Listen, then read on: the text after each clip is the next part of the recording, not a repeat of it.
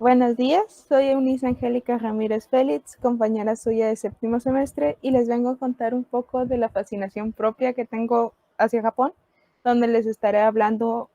de algunos temas informativos, como lo es la geografía japonesa, un recorrido por su historia, características primordiales de su cultura y los valores que posee como sociedad, como también un poco de su literatura y dos productos ya globalizados, los cuales ya no son un gusto personal, sino que también inspiraron mi tema de tesis, el cual les voy a platicar en el último punto. Para empezar, les hablaré un poco de la geografía del país japonés, dónde se ubica y cómo se compone, puesto que al contrario de otros países, la geografía japonesa es única en su composición, por lo que vendría bien adentrarnos un poco a ella como un primer punto. El país del sol naciente, como también se le dice, es un país cubierto casi totalmente por zonas boscosas y densa vegetación, en donde se da una clara tendencia a la concentración de la población en los grandes núcleos urbanos, principalmente en la ciudad de Tokio, teniendo como consecuencia que las zonas rurales se estén despoblando poco a poco. El país nipón es un archipiélago formado por 6.852 islas situadas en el Océano Pacífico, de las cuales solo 430 están habitadas. A pesar de este gran número, son solo 4 las islas principales donde se concentra la población: Honshu, Hokkaido, Kyushu y Shikoku. La primera de las cuales les voy a hablar es Honshu, la isla más grande y más poblada, en donde se encuentran las 4 mayores y más avanzadas ciudades de Japón: Tokio, Yokohama, Osaka y Nagoya. Aquí, de igual forma, se encuentran los destinos turísticos más importantes, como la tradicional ciudad de Kioto, el monte Fuji y la histórica ciudad de Nara. La segunda isla más importante es Hokkaido, en la cual tiene como capital la ciudad de Sapporo, sede de los Juegos Olímpicos de Invierno de 1972 y caracterizada por su espectacular festival de nieve celebrado cada invierno. La tercera isla en la lista es Kyushu, la cual se considera cuna de la civilización japonesa por los fuertes lazos comerciales y culturales que fue cosechando durante varios siglos. Esta isla se caracteriza por una importante actividad volcánica que propicia que se den los elementos ideales para los baños termales japoneses, conocidos como onsen, que son uno de los mayores sitios turísticos de este país. Por último, tenemos Shikoku, la menor y menos poblada de las islas japonesas y, por estas mismas razones, considerada como la más desconocida de este archipiélago. Entre sus principales atractivos que posee esta isla es su ruta de peregrinación, Shikoku-Henjo, y el puente Shimanami-Kaido, el cual conecta dos de las islas anteriormente mencionadas, Shikoku y Honshu. Como último punto destacable de la geografía de Japón es la forma en que está dividido el país, siendo en total 47 prefecturas agrupadas en 8 regiones que pueden tener una agrupación tanto por orígenes históricos como por orígenes culturales.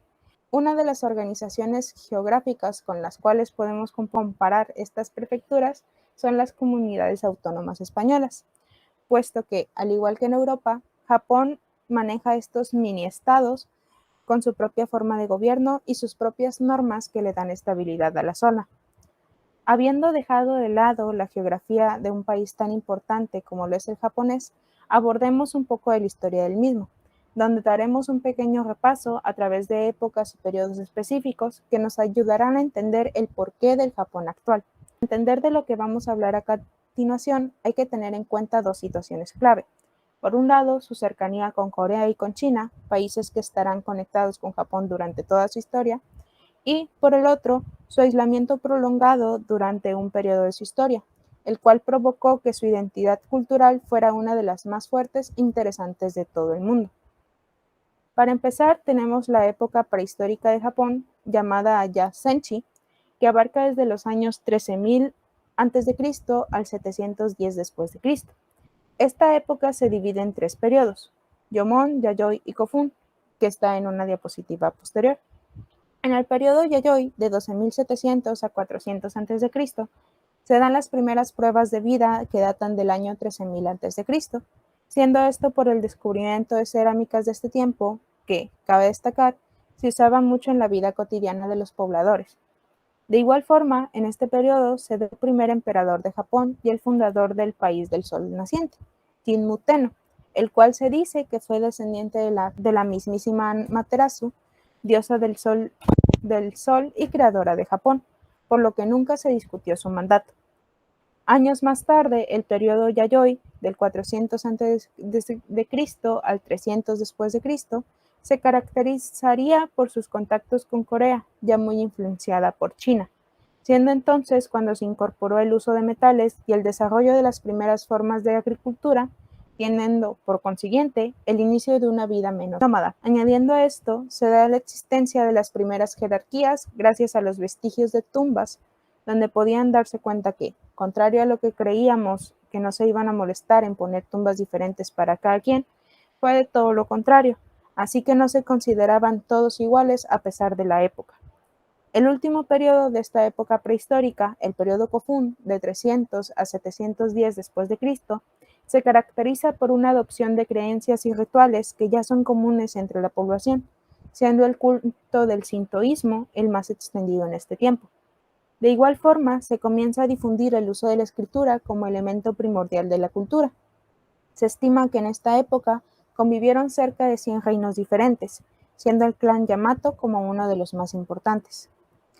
La segunda época, considerada la época antigua o bien Kodai, abarca de los años 710 al 1185 en dos periodos, Nara y Heian. En el primer periodo, abarcado desde el 710 al 794, se da la creación de una capital permanente justamente en Nara. Aunado a esto, el periodo que lleva el mismo nombre que la capital se caracterizó por la difusión del budismo y el confucianismo, dándose así la creación de los primeros templos religiosos como el Todaiji.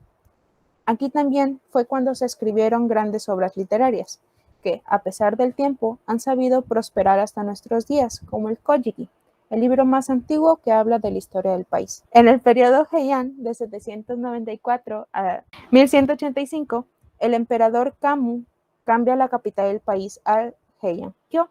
la actual Kioto, que mantuvo este privilegio durante unos 1000 años. Aquí se dan los años principales de florecimiento de una cultura cortesana, lo cual provocó un desarrollo en las bellas artes del país, como la literatura, la música y la poesía. Se empieza a delinear de igual forma la futura sociedad feudal del país, comenzando a surgir, gracias a esto, una clase guerrera, que cambiaría la historia de Japón, los samuráis. La época medieval, Chusei, de 1185 a 1573, abarca, igual que el anterior, dos periodos, el periodo Kamakura y el periodo Muromachi.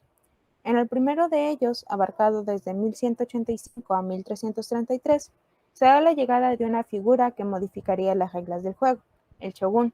el cual se podría definir como un jefe militar vitalicio y hereditario al cual los daimios, los señores feudales, prometían fidelidad.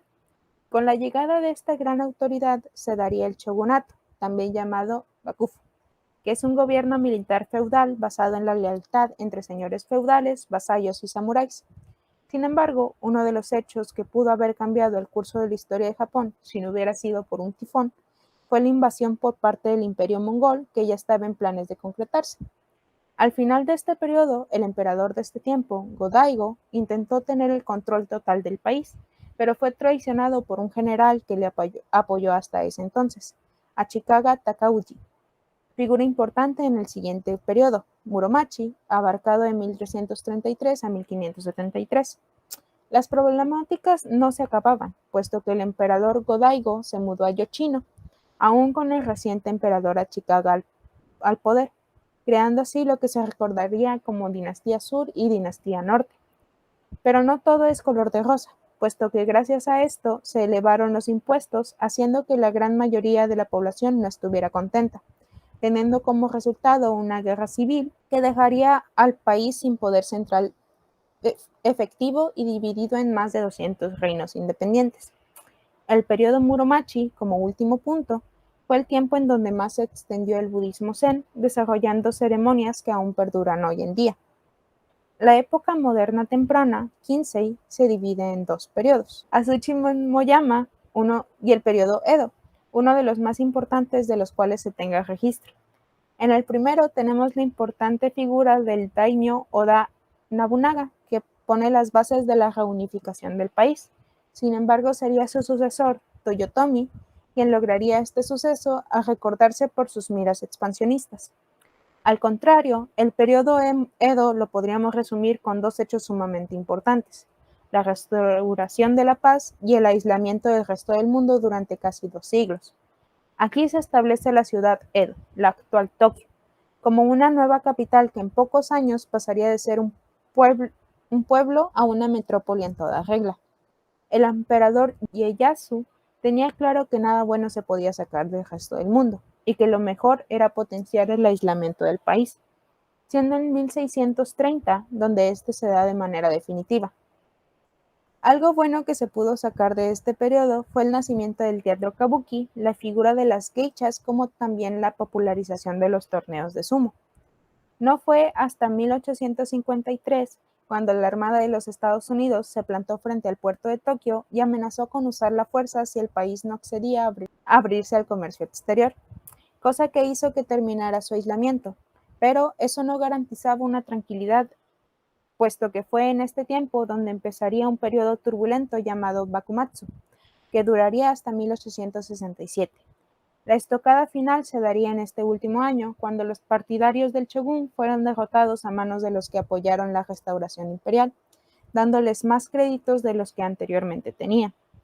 Por último, tenemos la época moderna, Kindai, que abarca desde 1868 hasta nuestros días. El periodo Meiji es sinónimo de reformas y cambios, puesto que este fue el cese del poder feudal al crear un consejo de gobierno llamado Daikoyan, que apoyaba al emperador en la creación y aplicación de reformas. Varias de estas fueron que Edo pasara a llamarse Tokio, la creación de la moneda nacional, el yen, la promulgación de la primera constitución imperial y, por qué no, que la educación se convierta en público obligatoria. Añadido a esto, igualmente en este periodo nace la prensa, como también una nueva política expansionista que rompiera con el aislamiento anterior, convirtiendo así a Japón en toda una potencia económica, a pesar de que se den las primeras guerras de expansión de este país. El periodo Taicho inicia con la pesadumbre que marcaría al país japonés por muchos años, por la participación de este país en la Primera Guerra Mundial, siendo la aliada de Gran Bretaña desde principios de 1900. Sin embargo, por quererse hacerlos muy listos con sus aliados y obteniendo un botín más pequeño del que quisieron, no consiguieron el reconocimiento internacional que ellos buscaban, sino que fueron tratados de forma injusta, lo cual causó un descontento generalizado, aunado también a la desgracia que trajo el gran terremoto de Kanto de 1923. El periodo Showa, de 1926 a 1989, se pasó de una depresión económica a la amenaza del consumismo y a una creciente corriente de nacionalismo. Pero a pesar de todo, lo que más destacó en este periodo fue la participación japonesa en la Segunda Guerra Mundial. El 7 de diciembre de 1942, Japón sorprendió al mundo entero con un ataque a la base naval de Pearl Harbor. Esta ofensiva fue como un gigante efecto mariposa, ya que provocó la entrada a la Segunda Guerra Mundial de Estados Unidos, ocasionando así que este país comenzara una serie de bombardeos sobre la nación nipona, impactando a dos ciudades sumamente importantes con bombas atómicas, Hiroshima y Nagasaki. Esto no solo ocasionó una serie de pérdidas humanas incalculables, sino también un duro golpe al sentimiento nacional por la ocupación que tuvo este país por parte de su atacante hasta 1952, donde Japón volvió a levantar su cabeza y convertirse en un estado independiente, llevando así a un boom económico sin precedentes en la segunda mitad del siglo XX. En el siguiente periodo, Heisei, de 1989 a 2019, Japón empieza ni más ni menos siendo la segunda economía mundial. Sin embargo, la década de los 90 se recuerda como la del colapso de la burbuja inmobiliaria y financiera, conocida como la década perdida. Esto, aunado con los distintos eventos catastróficos que se vivieron en esta época, como el ataque de gas sarín en el metro de Tokio y el terremoto de Kobe, ambos en 1995, y el tsunami con la crisis nuclear de Fukushima en 2011, hicieron que Japón siguiera aún con el sentir decadente anterior. Sin embargo, a pesar de todo este sentir, hubo un florecimiento de nuevos artistas, desde el ámbito literario con Haruki Murakami, el cinematográfico con Miyazaki y su estudio Ghibli, hasta los años de videojuegos, anime y nacimientos de idols descubriendo una línea de ideas ligeras y despreocupadas, contrastando con las temáticas anteriores. Por último, tenemos el reciente periodo Heiwa, que abarca desde 2019 a la actualidad, en donde el emperador Akihiko abdicó a favor de su hijo, Naruhito, convirtiéndose este en nuevo emperador. En los años recientes se han dado los Juegos Olímpicos de Tokio, calendarizados para 2020, pero apenas emitiéndose en este año, y como podemos darnos cuenta por esta modalidad, el inicio de la pandemia que estamos viviendo gracias al virus SARS-CoV-19 que aún seguimos enfrentando. En este subtema, enfocado más a la cultura japonesa, se basará en un pequeño vistazo de lo que más ha caracterizado a Japón en los últimos tiempos, como por ejemplo la fusión entre tradición y modernidad, donde Japón, como cultura milenaria, ha sabido absorber los rápidos avances de su sociedad. Su segundo aspecto más importante es su gastronomía, la cual se caracteriza por sus atrevidos y exóticos sabores, además de su precisa y cuidada presentación. La lucha sumo se considera un deporte nacional en Japón más que una disciplina deportiva, teniendo sus raíces en la religión nativa japonesa que es el sintoísmo. Los festivales, o también llamados matsuri, son una de las facetas más características y conocidas del pueblo japonés. Coloridos, vistos y profundamente arraigados a las costumbres e idiosincrasia de Japón, se convierten en el contrapunto a la sosegada vida llena de normas y convenciones sociales. En cuanto a religión, Japón se considera como un estado laico. Sin embargo, la religión está muy arraigada en la sociedad en forma de creencias, supersticiones, tanto que muchos de los festivales tienen origen religioso. Si hablamos de cuál es la religión más importante, podríamos ponerlo en tres: el budismo, el sintoísmo y, en tercer lugar, el cristianismo, con un porcentaje minoritario en la ciudad. Por último, el arte japonés es uno de los aspectos más conocidos de la cultura japonesa. Esto debido a su arte gráfico, tanto en lo tradicional como en lo moderno. Fueron numerosos artistas europeos a finales del siglo XIX quienes reconocieron sus influencias artísticas dentro de este país, conocido así este movimiento como japonismo. Como cuarto apartado en esta exposición, veamos algunos aspectos de la sociedad japonesa, algunos valores primordiales que los hagan ser como los conocemos actualmente. En primer lugar, tenemos el sentimiento de aislamiento y su mentalidad de isla, los cuales son resultado de un efecto en la manera de pensar y la identidad japonesa que se forjó por el aislamiento anteriormente comentado. Al contrario de lo que se pensaría, este pudo haber amplificado su sentimiento nacionalista. Sin embargo, aún a la fecha, hace diferenciación de ellos con otros japoneses. El uchisoto, o bien los grupos y jerarquías, juegan un papel importante en la cultura japonesa e influyen en el comportamiento social y la comunicación, haciendo diferencia entre aquellos a quienes consideran parte de su círculo íntimo y a quienes no, lo que se expresa a través de los conceptos que le dan título a este valor: uchi adentro y soto fuera. Los valores hone y tatemae son dos caras de una misma moneda, siendo esta el individuo japonés como tal, ya que los sentimientos verdaderos y lo que realmente se piensa se conoce como hone, intención real, mientras que el tatemae, actitud pública, es una especie de fachada donde se muestran pensamientos e intenciones que mantengan el equilibrio en las relaciones interpersonales. En pocas palabras, el hone es lo que piensa cada persona, mientras que el tatemae es lo que los demás esperan escuchar de uno mismo. Al contrario de lo que se piense con nuestra mentalidad occidental, en Japón el silencio es un modo de comunicación, puesto que puede considerarse un signo de respeto, pero, de igual forma, de desacuerdo e indignación. Lo que nosotros llamamos reputación, y allá se llama menboku, se trata de un concepto metafórico referido a la reputación, el honor y el orgullo de una persona, puestas que éstas tienden a actuar y comunicarse con moderación para mantener la reputación del grupo al que pertenecen. Con esto en mente, podemos visualizar que las personas a menudo se ven a sí mismas y a los demás como miembros de una unidad o un grupo, donde el objetivo final es lograr esa armonía, ese wa que también podría traducirse como paz, suma o hasta total. Esto implica también la conformidad dentro del grupo, en pocas palabras, la interdependencia por encima de la independencia. La austeridad o modestia es un valor fundamental de la sociedad por considerarse un pilar fundamental para lograr esa armonía, siendo así un modo de facilitar las relaciones armoniosas y evitar las fricciones entre el grupo. Aunado a esto, tenemos la austeridad, que es entendida como un modo de vida sencillo y muy acorde con el respeto a la naturaleza, lo cual podemos observar en el interior de palacios, santuarios y templos, puesto que, a pesar de estar decorados bellamente, lo que abunda en ellos es la austeridad y el vacío.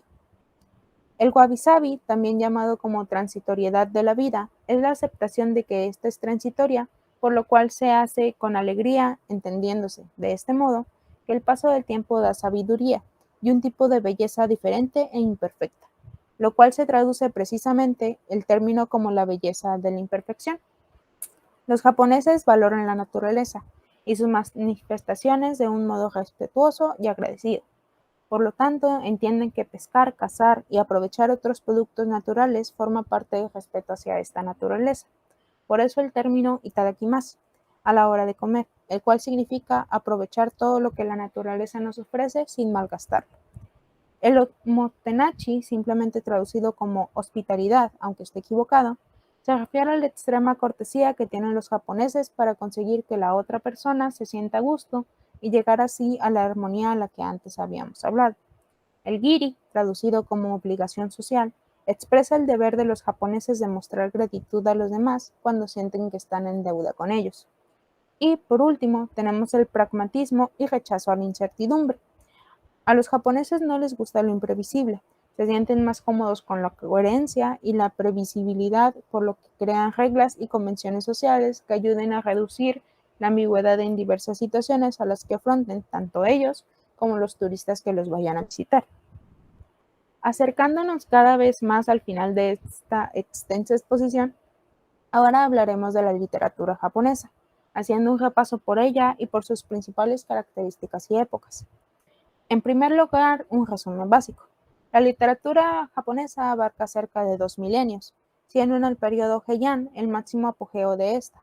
puesto que es el momento en el que se reduce el interés en culturas extranjeras y se devuelve la mirada a la cultura propia característica de este país. Además, se ve reflejada la participación tanto de escritores como de escritoras, ya que éstas se dedicaban a la escritura desde sus propios entornos y se caracterizaban por producir escritos de diverso contenido. Otro detalle que hay que resaltar en este periodo es que comienzan las representaciones en el teatro, cuyo principal objetivo será el de la exaltación patriótica, ni más ni menos. Entre sus principales características se encuentran, en primera, el sistema de escritura, que utilizan puesto que usan el kanji como forma de escritura oficial. La tradición oral es otra de sus características principales, puesto que refleja el peso y la importancia que tiene la literatura en su región, gracias a pasar las historias a través de generaciones. En cuanto a variedad artística, la producción escrita se encuentra en diferentes subgéneros y formatos como lo es el teatro, la novela, el ensayo, la poesía, como también danzas populares y otra serie de prácticas en relación con sus actividades cotidianas y sus costumbres. Otras características de las cuales nos damos cuenta en su literatura es la influencia externa que recibe Japón tanto de China como de Occidente, desarrollando así importantes obras y formatos que hoy la convierte como uno de los focos referenciales de la literatura universal, como por Octavio Paz o Juan Tablada. El tinte nostálgico japonés se suele asociar con un panorama sensible y conmovedor por los temas sombríos, melancólicos y tristes que generalmente se dan en las obras escritas por estos autores. Por último, a pesar de que ya lo mencionamos antes, es importante destacar la participación femenina que tiene lugar dentro de la literatura japonesa, puesto que quizás es una de las más importantes y de las zonas en donde más reconocimiento ha tenido la mujer como escritora y promotora de costumbres, a pesar de la posición cortesana que tenía.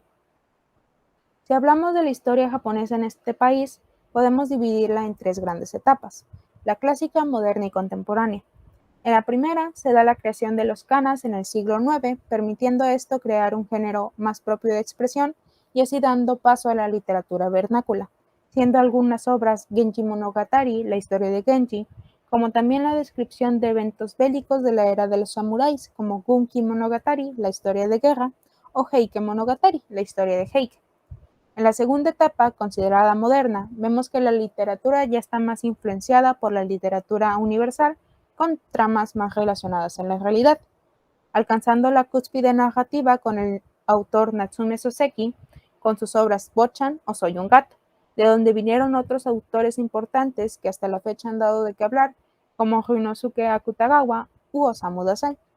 En la literatura contemporánea tenemos algunos autores con reconocimiento mundial, como Haruki Murakami, que con su obra Bosque Noruego vendió más de 10 millones de ejemplares, y de parte de la participación femenina, Yoshimoto Banana, cuyas novelas tratan de la vida cotidiana de las personas después de la muerte de un ser querido. Sin embargo, a pesar de que la literatura sea el lugar en donde nos insertemos todos los que estamos aquí reunidos, no podemos negar el éxito de dos productos que, a mi parecer, han sido nuevas formas de globalizar una cultura milenaria, el manga y el anime. Empezando con el manga, que fue de donde comenzó toda esta globalización, la palabra misma podría definirse como dibujos irresponsables, puesto que une las partículas ma, que significa humorístico divertido, más ga, con el significado de dibujo o imagen, agregando en medio el fonema n sin significado alguno para una mejor pronunciación de esta palabra hasta nuestros días. Se cuenta que fue durante el periodo Edo cuando el pintor Hokusai Katsuhika, en 1814, publicó un libro titulado Hokusai no Manga, la recopilación de Hokusai,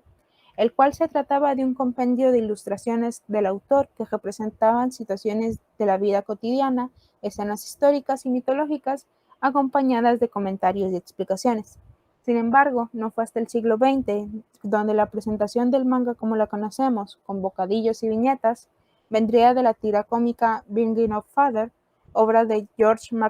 McManus, publicada en un periódico estadounidense que fue importado a Japón. Sin embargo, a pesar de que hoy en día sea común el ver mangas en tiendas departamentales, este producto aún es víctima de un montón de prejuicios, primero por ser cómic y después por ser japonés, lo cual propicia numerosos errores de percepción y difusión. Es por esto que actualmente los japoneses están utilizando el término komitsu como claro ejemplo de la influencia occidental en su vocabulario, con el objetivo de parecer más sofisticados y novedosos, dejando de lado la raíz de la palabra que conocemos hoy en día. La adaptación de estos dibujos, generalmente en blanco y negro, a la pantalla con diversos colores y movimientos, se llama anime, viniendo de la palabra en inglés animation. Esta adaptación tiene sus inicios en el siglo XX, muy influenciado por Disney, y que posteriormente se hizo famoso en muchos países. Entre 1906 y 1916 fueron los años pioneros de este estilo de animación, haciéndose pruebas y errores para ver qué era lo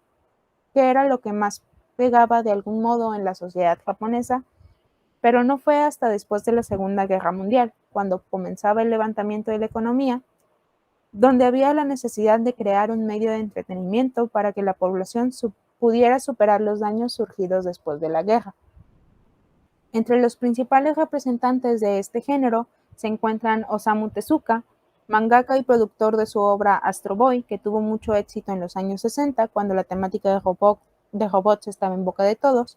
y Katsuhiro Otomo, con su obra Akira en los años 80, que atrajo a muchos occidentales a que le dieran un vistazo a sus obras y por ende a la cultura japonesa, interés que ha perdurado hasta nuestros días. Podemos decir, por este mismo interés, que el anime se ha convertido en una de las formas de entretenimiento visual actual, puesto que, además de llamar la atención del espectador por las situaciones irreales que pueden llegar a pasar al romper la cotidianidad que vive el personaje principal, nos transporta a otros mundos que nosotros consideramos totalmente fantasiosos. Es justamente la adaptación de un manga de donde yo me inspiré para hacer mi tesis. Bungo Stray Dogs es una serie de manga escrita por Kafka Sagiri e ilustrada por Sangu Harukawa, realizada en la revista Young Ace de la editorial Kadokawa Shoten desde 2012, contando hasta la fecha con 21 volúmenes publicados. Una primera temporada de adaptación a anime comenzó a transmitirse el 7 de abril de 2016, siendo producida por el estudio de animación Bones y dirigida por Takuya Igarashi. Hasta ahora, además de los 21 tomos de manga publicados, cuenta con 3 temporadas de anime de 12-13 episodios cada una película de a lo mucho hora y media, y 7 novelas ligeras donde se exploran más las características principales de los personajes, como también su pasado y razones de ser lo que son actualmente en el canon de la obra. A continuación, me permitiré leerles la sinopsis de la obra para que nos demos cuenta de un último detalle mencionado en esta diapositiva. Atsushi Nakajima es un adolescente que fue expulsado de su orfanato y en consecuencia se ve obligado a vivir en las calles. Mientras se encuentra de pie junto a un río en el borde de la hambruna, rescata a un hombre que intentaba suicidarse en el mismo. Ese hombre resulta ser Osamu Dazai, quien junto a su compañero Doppoku Nikida forman parte de una agencia de detectives especial. Una agencia de detectives cuyos miembros poseen diversos poderes sobrenaturales y hacen frente a los casos que son muy peligrosos o difíciles para la policía o el ejército. Atsushi, además, se entera que los dos hombres están tras la pista de un tigre que ha aparecido por la zona recientemente, al mismo tiempo que él llegó a la ciudad. El tigre parece tener una conexión con Atsushi, y mientras el caso se resuelva, está claro que el futuro de Atsushi implica mucho más de Dazai y el resto de los detectives. ¿Notaron algo? El nombre de Osamu Dazai ya lo habíamos nombrado anteriormente al hablar de literatura, por lo que sí, muchos de los personajes de Bungo Stray Dogs han sido nombrados como escritores famosos, especialmente japoneses, pero también hay estadounidenses, rusos, franceses y hasta ingleses, mientras que sus poderes llevan los nombres de sus obras o personajes. Por ejemplo, una obra que todos conocemos. Un autor estadounidense que se llama Herman Melville y que su poder se llama Moby Dick, el cual consiste en invocar una nave con forma de ballena en donde viaja él junto con sus compañeros del gremio, organización en donde está Francis Scott Fitzgerald, Lucy Montgomery, Nathaniel Hawthorne, Margaret Mitchell, John Steinbeck, y hasta el mismísimo H.P. Lovecraft. Es de la segunda temporada de este anime, emitida del 6 de octubre al 22 de diciembre del 2016, de donde yo me agarro de lleno para trabajar en mi tesis sobre un tema relacionado. Esta segunda parte consta de 12 capítulos, de los cuales los primeros 4 son los que me interesan, puesto que, además de ser la adaptación de la segunda novela ligera que se titula Osamu Dazai y la Era Oscura, se concentra en 3 autores que en la vida real formaron la escuela decadente japonesa, comúnmente llamada Buraiha, en donde, a partir de los acontecimientos de la Segunda Guerra Mundial, muestran el sentir trágico que Japón tenía en ese tiempo por cuestiones como la hambruna, la extrema pobreza y, en resumidas cuentas, un desastre tanto emocional como físicamente. Estos autores fueron Osamu Dazai, que se encuentra en el centro, Sakaguchi Ango del lado derecho y Sakunosuke Oda del lado izquierdo, principales integrantes de este grupo, al que posteriormente se unieron más, quienes también quisieron explorar estos temas llenos de tragedia. Habiendo tocado este último grupo, les vengo a hablar un poco de mi tesis, la cual titulé El siglo decadente, comparación entre los poetas malditos, generación del 98 y la escuela decadente Buraiha. Como pueden darse cuenta, los elementos de mi investigación se dividen principalmente en 4.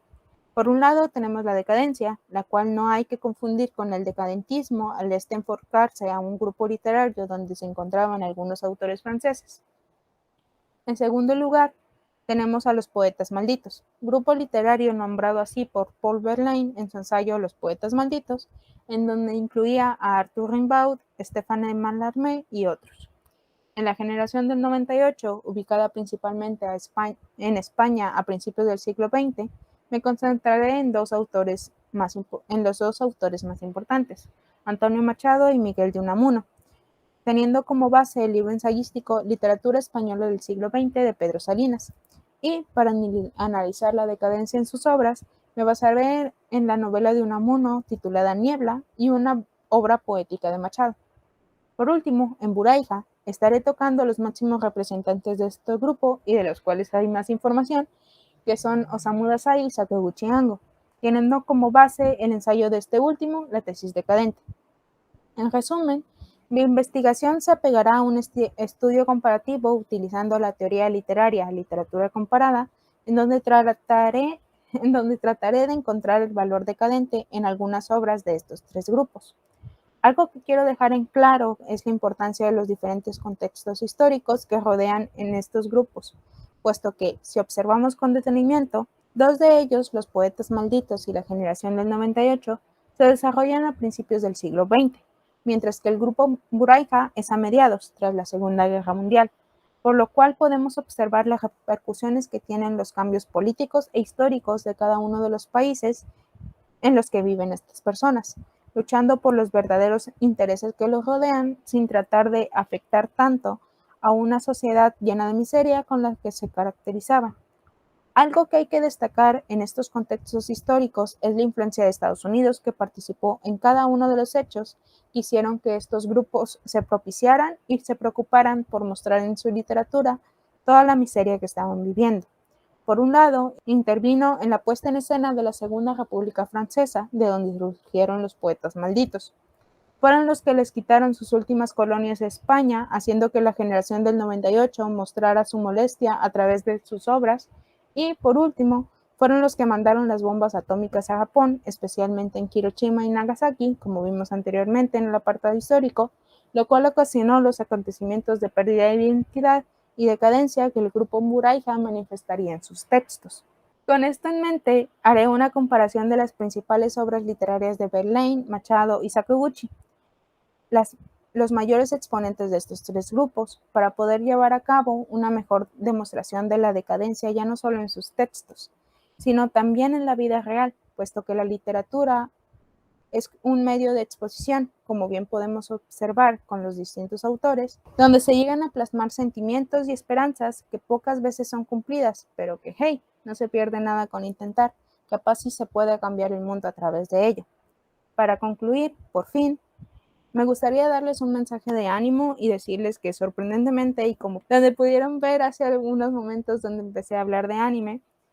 todo tema es posible si se le encuentra el enfoque adecuado. Así que cuando lleguen a ese momento en donde tengan que buscar el tema para hacer su tesis, no duden en inspirarse en las cosas que más les gustan para poder llevar a cabo una investigación que les apasione y que, como yo, estarán sumamente contentos de poder compartir la información que encuentren que les puedan servir para sus escritos.